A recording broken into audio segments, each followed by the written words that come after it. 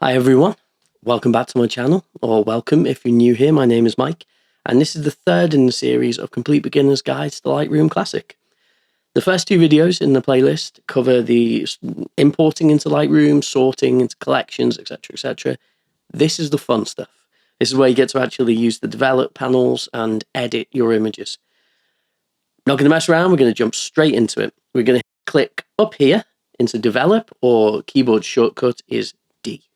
This is the image I've chosen to work on for the day, and we're just going to work our way down through the panels. I'm going to revisit the histogram at the end, but to begin with, first panel here, we're just going to work our way down. So first off, we have auto, black and white, and HDR. Not going to cover HDR today, a bit more of an advanced technique. We're going to click auto just to see what Lightroom thinks it should do with the image. Not going to lie, 9 times out of 10, it does a dreadful job. It'll probably overexpose the hell out of the image. Yeah, there we go. Exactly what I don't want. But sometimes, very occasionally, it'll give you a good starting point to go from. So we're going to undo that, Command and Z or Control and Z. And we're going to start. Well, black and white is essentially just, it converts it to black and white. So moving down, profile. Here we go, Adobe Color. Now, more often than not, I will leave this on Adobe Color. However, I have found that when you use certain cameras, rather than using the Adobe suggested ones and built in, if you go down to Browse, it will bring up camera matching.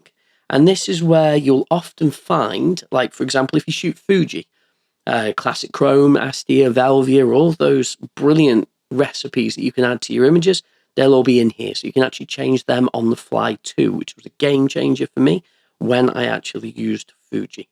So I'm just going to hit close, and at the moment I'm just going to use Adobe Color. You can use adaptive color and everything, but once again a little bit more advanced, so we're going to leave it on Adobe Color for now. WB, white balance. Now, I shot this in my studio using a grey card, because I'm old-fashioned. No, just because that's the best way to do it, in my opinion. So the white balance is already correct.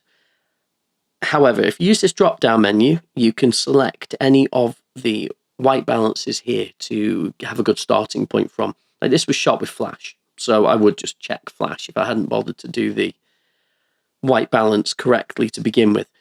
Pro tip though, and this is a major tip, and not a lot of people seem to use or know about. If you get your model to hold a grey card, take a first shot. As soon as you've got your exposure all dialed in right and you know what you're shooting at, get your model to hold a grey card, and then if you click this eyedropper here and click on the grey card within the image, that will set your white balance exactly where it should be within the image. It's brilliant. Absolute game changer as well. If you don't want to do that, or if you don't have a grey card, buy one. But if you haven't got a grey card, actually the inside of low pro bags is actually 18% grey. So you can hold up one of the dividers from your bag, which actually works as well. So there's just an easy way to never get caught without a grey card. I carry mine everywhere with me. So moving down, we have all the different white balances you can use. Don't shoot auto. There's a million different reasons why you shouldn't. Just don't. Just set it to something. And that's because if you have a different white balance for every single one of your images, then if you copy and paste your settings, every single image is going to look slightly different. Auto white balance changes with every single shot you take. What we're going to do, move straight down into the tone section of this. So exposure, how bright or how dark your image is. Now, quick tip before I move on, if you double click the name after making an adjustment, it will reset that adjustment. So therefore, don't like my adjustment, double click, it will reset. Exposure tends to be very heavy-handed. I do not touch this at first. I leave this alone. So there's no point in me just going through and saying, this is the beginner's tutorial, this does this, this does this, this does that, if I don't give you any reason why to use it or why not to use it. So I leave exposure until the end. Contrast, the same. Very heavy-handed. I leave that till the end when I revisit. So you'll see why at the end. I'm going to move down to highlights, shadows, whites, and blacks. Now the highlights, as we drag upwards, will only affect the brighter areas of our image. So as I drag that up, see, it affects the image quite nicely. It's not blowing any highlights or anything like that. Shadows will do exactly the same. I'm going to zoom in because it's a bit more difficult to see. So on the belt with the detail here, you can't really see a great deal. But as I bump the shadows up, it's bringing out a lot more texture and a lot of detail within these darker areas. So I prefer to have it like this. Whites moving down tends to be very heavy-handed as well. I don't tend to adjust it very much. It's obviously going to depend on the image, but if I start to move that, it's like a shower. Like a millimeter is the difference between a nice temperature and scalding the hell out of you. So just be careful with that one. Blacks, on the other hand, is a nice slider that I use quite a lot. So you can bring it downwards to just add a little bit more to the very darkest area. So we're still keeping all the detail that I've shown by increasing the shadows. However, it will darken the very black areas. Or the other way, you can add a bit of a matte effect to it, which will lighten all of your blacks and make them a bit more grey. I'm going to take it down very slightly to there, zoom back out again, perfectly happy with that. I would like to bring a little bit of light off Sebastian's face there, so I'm just going to bring my highlights back, dial them back a little tiny bit. There we go. And that's the tone panel covered. Next one, presence.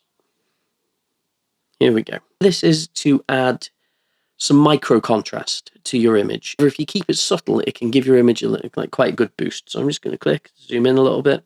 Now, I'm going to turn this all the way up and then all the way down. So what I do with sliders is I bang them all the way up to 100% and all the way back down to 0, so you can actually see what it's going to do at each extreme, and then just dial it back a little bit. So texture, all the way up, looks quite nice. Adds quite a bit of contrast, all the way down, gets rid of all the detail, essentially. So this might look great. However, regardless of how good your skin is, this is not a good effect. You don't want sharpening applied to skins. So unless you're going in and masking all this out, that's not the best use of texture. So I'm going to cancel that, double clicking on the name. Clarity is exactly the same. It just boosts the micro contrast between the lighter and darker areas. Very heavy-handed. Now, if you do decide you want to use it, like occasionally I'll put a bit of texture in, I will go maximum 20. 20. Right, so what you'll see as well, before I move on, is you can use the slider. You can also hover in the box here, click and drag for more fine adjustment, or you can click and use your arrow keys up and down to do micro adjustments, essentially. Now, if that's blue, you press enter or click on another slider to commit the level that you've done it to. So I've just added a very little bit of texture into there. I will do one or the other. I very rarely add clarity. So texture, little boost. Dehaze. Now that's for, essentially, if you have like a haze in your shot. So if you shoot with very vintage lenses, if they're perhaps very susceptible to flare, or if they don't have as much contrast as modern lenses because of micro coatings and stuff like that, then this is essentially just to add a little bit of that contrast and depth back in. So if you shoot underwater, then you've got water and all its particles between your lens and your model in the water, so that's a good time to use it. It's for removing like the fog. So, well, I suppose if you shoot in the fog a lot, then dehaze is just essentially for adding that back in. So if I zoom out so you can see better the effect, so it's just removing some of the softness of the image and boosting the overall colours a bit. I don't tend to use it unless I've done an underwater shoot, so I'm going to leave that the way it is there. Vibrance and saturation now. So vibrance is the one I prefer to use. Now, vibrance is a clever way of boosting the saturation, or how bright and saturated your colours are, without just turning everything up to 11, essentially. So vibrance will go, okay, your purple at the back here is a bit muted, so we'll give that a bit of a boost. But it will also respect the skin tones as well, so it won't increase them quite as much. So if I turn the vibrance up quite a lot, you'll see it's really increasing the vibrance on the background. However, the skin tones still perfectly acceptable there. Now, if I reset that and I do all the way up on saturation, saturation doesn't care. Saturation doesn't care if you want to keep saturation down anywhere. So it literally will boost everything. I prefer to just use vibrance most of the time, and selective, like masking in Photoshop or in one of the later panels that we'll get to for making individual color adjustments. So I'm just going to leave it as that with a little boost of vibrance. Next chapter, tone curves. This area here is one of the reasons why I don't adjust my exposure and contrast in the first panel, because I prefer to add it in here. So the way this works, now if you're not seeing what I'm seeing here, it might be because you're on this button here. This one, you're kind of a slave to the sliders at the bottom there. So I'm not going to use this one. I'm going to go over to the second one, which gives me free reign on how I want the curve to look. Lightroom's very smart, but you know what you want from your images. So we're going to click on that. And this is your histogram in the background. Just like this up at the top, just your histogram. And this line going up through the center is how you adjust your exposure in your histogram.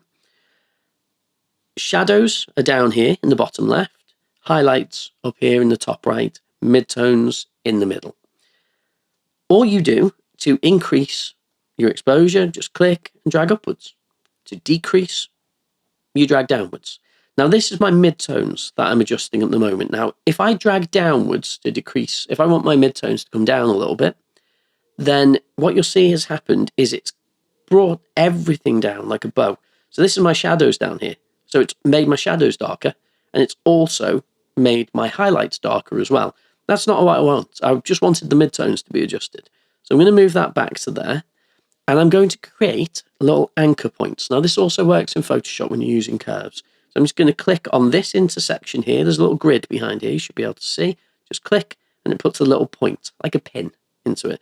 There's the one for my midtones there, and on here, that's the one for my highlights, just there. Now, if I want to darken my midtones and I drag them down, you'll see my shadows and my highlights are staying in exactly the same place, well, pretty much. Very slight curve to compensate, but that's exactly what I wanted to happen. So you'll hear people talk about doing a gentle S curve, which means that they're bringing down the shadows a little tiny bit, and they're bringing up their highlights a little tiny bit to boost. Now, see how much contrast that's added? So if I click and hold on the little eye in the corner, then it will show a before and then an after. So you can really see the boost that it's given to that. Don't just do an S curve for every single image though. Sometimes I like to boost my midtones a little tiny bit there, just make them a little bit lighter. Sometimes don't want my highlights going quite up so high. That looks fine. I don't want to lose detail when I try to bring it back in the belt, etc. So it's a bit of a balancing act. Just work until you think it looks how you'd like it to look. This one is exactly the same as we've just done. However, you have your sliders here. So if I wanted to bring my highlights down a little bit, you can drag and it'll adjust up here. You can do these consecutively. You can do them together. You don't just have to do one and leave the others. So if I wanted to make my dark areas just a bit brighter, or drag upwards, or my lights a little bit darker to bring the exposure back, just mess around with the settings until you get to a point you like. As this is a beginner's tutorial, I'm only going to very briefly touch on these three up at the top here. Your image is made up of RGB, red, green, and blue pixels. You can edit your red, your green, and your blue individually as well. The easiest way to understand it is it's just your basic histogram and exactly what we've just done. So your points, your shadows, your midtones, and your highlights, just with red, or just with green, or just with blue. So for example, if I wanted to just add some more red to my shadows, I would go, here's my shadows down here. I'll put my points in so it doesn't affect my midtones and my highlights. And I'd just go a bit more red. There we go. And it will add just the red to the shadows, not to the highlights or to the midtones because I've asked it not to. And you can also do the same with the greens. I'd like maybe a little bit more green in my midtones. So I'll boost that a little bit. So it looks terrible, but just so you know what it can do now. So I'm going to right click. Going to reset that channel. Right click, reset the channel. Now you see the ones that have little dots underneath means that you've edited those channels, so you can easily find where you've made adjustments. I'm going to leave this like this, and we're going to move on to the next chapter, which is the color mixer. Here we go. Now, I'm not going to spend ages going over all of these sliders and saying you can slide this bit to here and that bit to there because it's boring. What I'm going to do, though, is I'm going to tell you what each section does, and I'm going to show you an easy way to do it. So if you're not seeing what I'm seeing here, you might be in the color section, which is a bit more of a dumbed down version of what we're going to do. So click there, HSL, hue, saturation, and luminance. You might see just your hue on its own, your saturation on its own, or the luminance on its own. I prefer to use all at once. Hue is what color. you're working with. So you can change the color. Saturation is how bright and how vivid that color is. And luminance is how bright or how dark that color is. If you just adjust each slider, like if I wanted to adjust the purple in the back, I could just go, right, let's just change that purple to a bit more pink or a bit more magenta. There we go, that's fine. And that looks great. However, on a pixel level, it's not just purple. There's also blues and all different kinds of colours within this here. This pin at the side here, this little icon is your friend. So what this does is you click on it, move into your image, and the icon will show up like that. Now, wherever I click, it will adjust that colour and any similar pixels or any similar colours within this colour. So if I click and I drag here, then if you watch the slider, it's not just adjusting the purple. There is actually some blue in there, which it's adjusting as well. So I could also drag downwards to make it more blue. I could drag upwards to make it more purple. Quite happy with it, the purple, the way it is. If I wanted to slightly adjust the skin tones mostly exist in the orange in these kinds of images. However, if I just adjust the orange, then the red that's in the skin and the yellow that's in the skin will go unadjusted and it can look odd. If I click on this and I click within the skin tones and I drag upwards, you see it's adjusting all of it. So all the way. So that's the reds, the oranges. So I'm just going to reset them to there. Basically, this is just an easy click and drag way of adjusting the hue in your image. Same goes for the saturation. If we click there and I want to turn the purple down, I'll just click and drag downwards a little bit. I actually quite like the more muted version of that. If I wanted to make the yellows a little bit more saturated, I'll drag upwards and you'll see it's not just adjusting the orange or just the yellow, it's doing both together. Going to leave that like that because I quite like it. I'm going to move down to luminance. Once again, going to do the same. If I drag upwards, it'll make it brighter. If I drag downwards, it'll make it darker. Be careful of halos around edges if you're pushing something an awful lot because you will get them. If I wanted to make this orange just a little bit brighter, drag upwards. There we go. That's essentially all there is to know about the color mixer. You can do each individual slider if you want to, if you're a glutton for punishment, or you can use the click and drag buttons at the side to adjust as you see fit. Going to move down now to the next chapter, which is color grading. Here is your ability to adjust your shadows, your midtones, and your highlights, the hue of them individually. So kind of like split toning, if you've heard of that. So we're going to adjust the shadows down here, midtones here, highlights here. If you're not seeing what I'm seeing, it's either because you haven't checked this 3 circles here, or you might be on your shadows, your midtones, or your highlights over here. This one's a global one. I'm going to leave that for now. I'm just going to go to all of them. Now, the way that I do this, exactly the same as with the sliders, take it all the way to the extreme, and that way you can dial it back to a point where you like the look of it. I'm going to drag this all the way to the side and let go. Now, the closer to the middle, the less of an effect it will have on your image. Closer to the edge here, the more of an effect. So this is turned up all the way. And if we click on the little circle on the outside, we can rotate around the circle until we get a look or a color for the shadows that we like.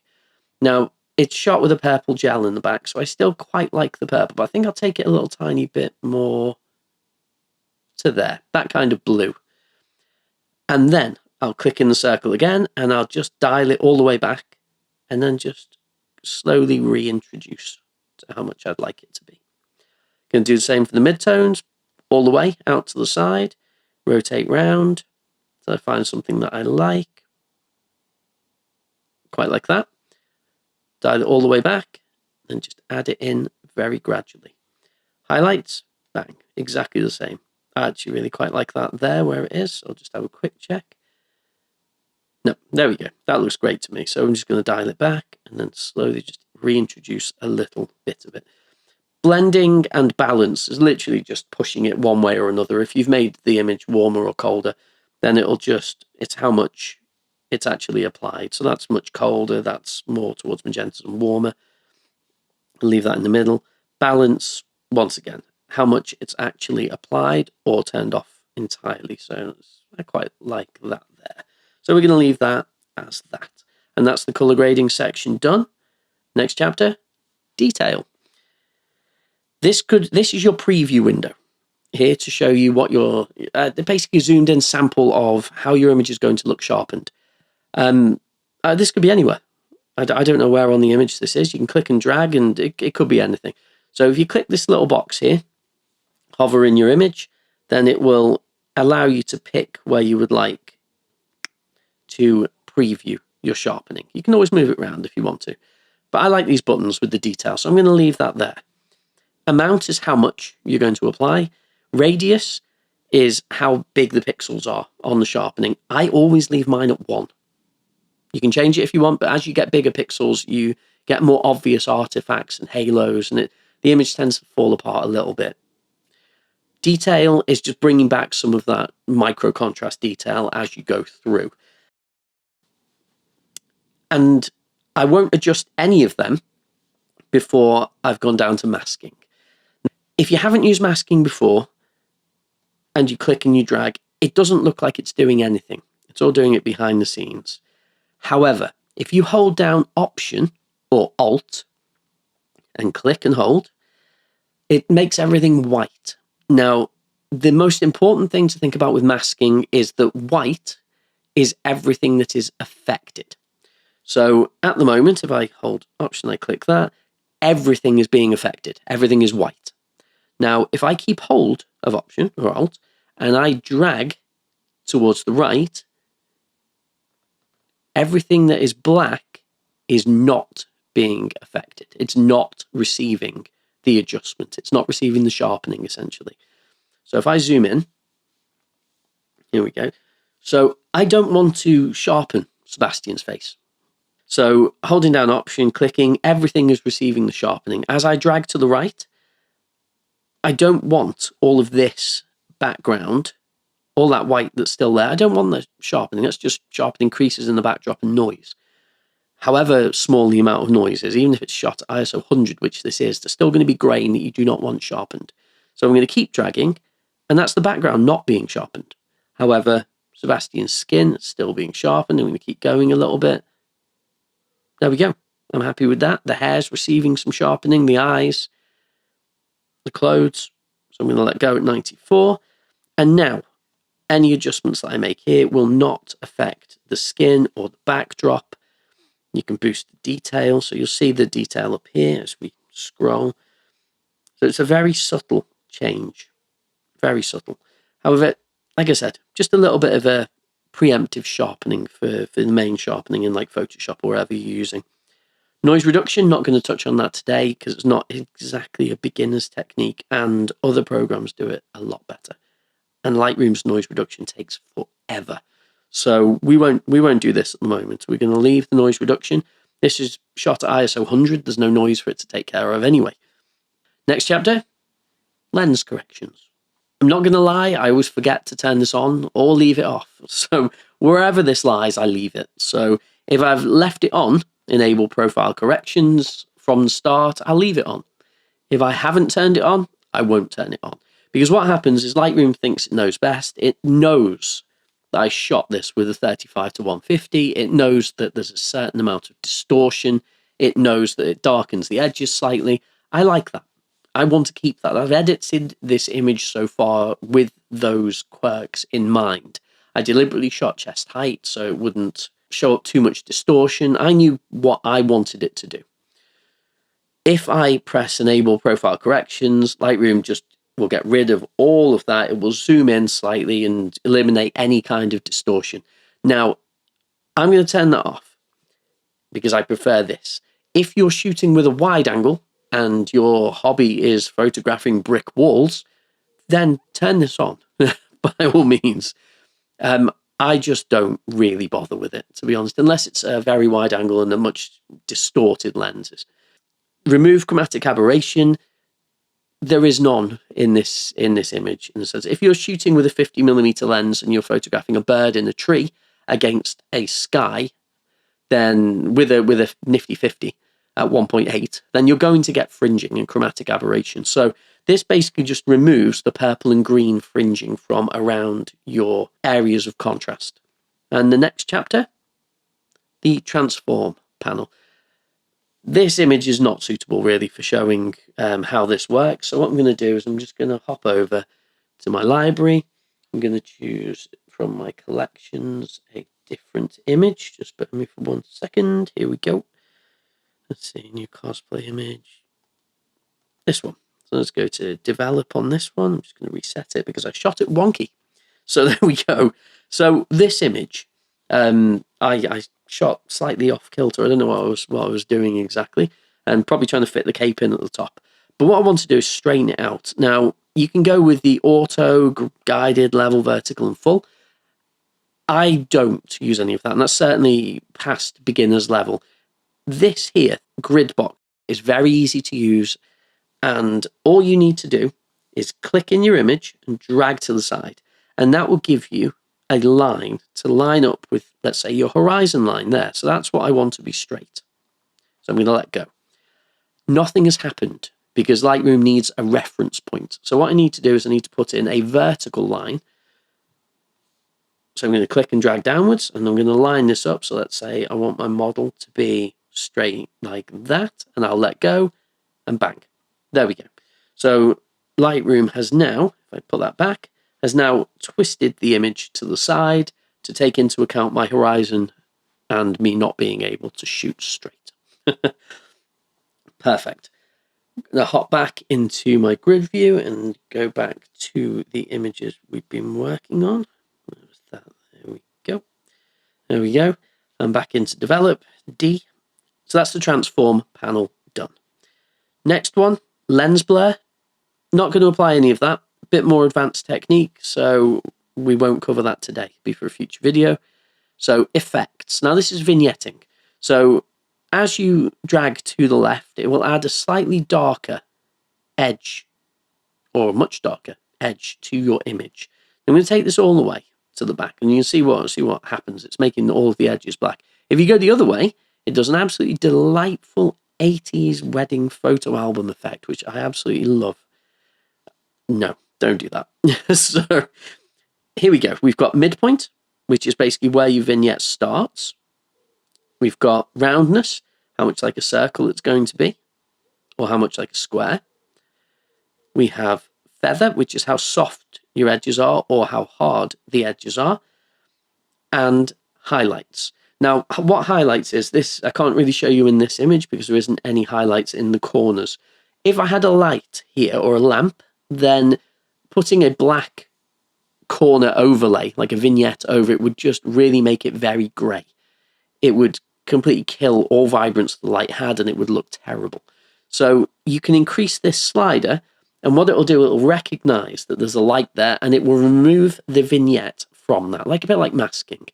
So now I'm going to hold down Option or Alt, and I'm going to just hit Reset Post-Crop Vignetting. If you hold down Alt or Option on any of these, it will allow you to reset each of them. So I'm just going to hit Reset on that. Might add a little tiny bit of a darkening around the edge. That's fine, nice and subtle. And grain, it's just like a film grain, really. If I wanted grain in this, I wouldn't have shot it at ISO 100. I would have shot it at 3200 or 12,800, whatever it is you're going to shoot it at to get the grain.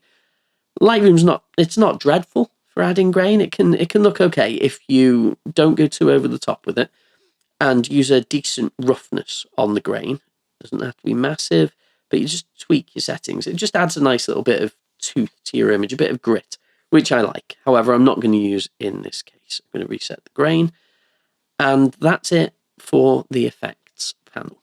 Next, calibration. This is how Lightroom treats your color channels. So basically what it refers to as red and green and blue. So this first part, the tint, I don't tend to use. I find it usually messes up my images. Gonna click and drag. Oh, actually, sod's law, it does not mess up this image. It actually looks quite good. And the other way, you know what, it's actually worked for this one and made a fool out of me, but ordinarily it doesn't seem to work. I will give it a push slightly to there, actually, so I quite like that, which is very rare. it's something I usually prefer to tweak through hue and saturation and your color mixer and color balances rather than doing it here. However, these ones, the red and green, I will change. So you can make your reds more yellow or orange or more magenta-y purple. So I want to take it very slightly towards the warmer, and then you can either increase your saturation or you can take it back a little bit. Same with the greens. You can either boost them or you can take them down, quite like that. Blue, I don't really use. It tends to either Incredible Hulk or orange and teal. So if we go all the way there, it's very green. Go all the way there, it's very much orange and teal, which I don't like. So time and a place for it, not in this image. So that's that for the calibration panel.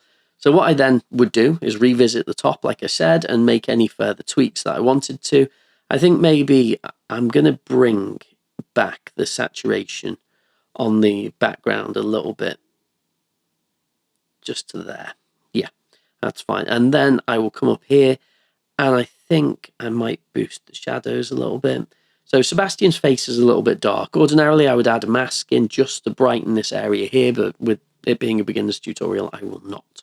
Every image is obviously going to be different. Now, the reason I didn't adjust the exposure and the contrast and I leave it to last is because you can give everything a last minute, just little boost. Don't like that. Contrast is not so bad. And to finish off this section, we have our histogram up here. Now, the reason I didn't show this first is it's essentially just a cheap version of what we've just done. So it's better to know the rules to know what you can break, which rules you can break. This, you wouldn't have to know any of this stuff down here in the main panel, because you can actually click and drag in your histogram. So if I wanted to boost my shadows, I would click and I would drag. You see it's boosting my shadows. If I wanted to bring my highlights down a little bit, I could drag them down or drag them up. Whites, once again, the very ends, bring that down slightly. Blacks, if I wanted to bring them up a tiny bit or down. So you can edit pretty much everything overall exposure based within your histogram up here. These up here, these two little arrows, you can click to engage them, will show blue for your shadows, for your blacks. Now, if anything is completely blue, it means it's completely clipped. It means there's no detail whatsoever in those areas. That is pure black, no detail. If there's anything over in here and it's red, then you've completely blown it. So I'm going to turn the exposure up, just so you can see what I mean. See there? No detail whatsoever in that red areas now. So they're clipped. Let's reset that. So I tend to leave these off because I find it distracting. That's that entire panel done. We're going to move over now to the second panel here, which is the crop. So we can either click there or we can press R is our shortcut for that. Will allow us to click in any of the corners and drag in or out to alter the crop or the composition of our image. And then click within the center to be able to move that around. This is constrained at the moment, which means it's keeping our original frame size and dimensions. If you uncheck that, you can adjust this however you see fit. So all of these move inwards. If you hold down Option, it will transform from the center. And if you drag down and then go off to the side, it will flip. So you can adjust your crop to be landscape instead of portrait. So drag in and then up to change it back. It's all reverse. It's a bit of a pain to get it back to exactly where it needs to be. So all you can do is just reset your crop if you need to. If you come outside of the box, it will turn to a rotate crop, which can be quite useful as well. Reset. And that's the crop tool covered. So press escape. That's fine. We're not going to crop that anymore. We're now going to move into the next chapter, which is the remove panel. So I chose this image deliberately because it has aspects in it that ordinarily I would have hopped straight into Photoshop to get rid of in seconds. However, Lightroom has come on such a huge amount with this regards to removing objects and distractions. I wouldn't use it still for cutting someone out from behind somebody else or anything complex like that. That's Photoshop's realm. However, for removing objects like this, it's perfect for it. So what I'm going to do is I'm going to use the eraser, the clone, on the stamp. So healing, rather. Eraser, healing, and clone stamp. Eraser, or remove tool. So all we're going to do is we're going to adjust our brush size by dragging here. And we're going to draw over what we'd like to get rid of. I see a lot of people not getting results that they want from this because they do not include the shadows as well. Include the shadows and then Photoshop will know to remove, Lightroom rather, will know to remove them. So we're going to go over like that and then come off slightly to the side and then let go. And what it'll do, Lightroom will calculate the mask, which is the red area here, on what we'd like it to remove. You can add to your mask or you can subtract from your mask as well. And then once you're happy with this, just hit remove. And I have used generative AI checked here, which means it's very clever and it'll go through and it'll go, what should be behind here? Rather than, it used to be a bit ropey, so I leave that checked. Detect objects, once again, I leave that checked because you might as well. So that's done a perfect job on that. Now, you have 3 variations here as well, and you have different fills. Generative remove. You can adjust the opacity of it too, although I don't know why you would want to. But if you click the arrow here, it will give you 3 different versions because you might just like one more than the other. Like I don't like that one, but it's got a darker area there. However, the second one, I do actually prefer over the first one. So I'm happier with the second one, so I'll go with that.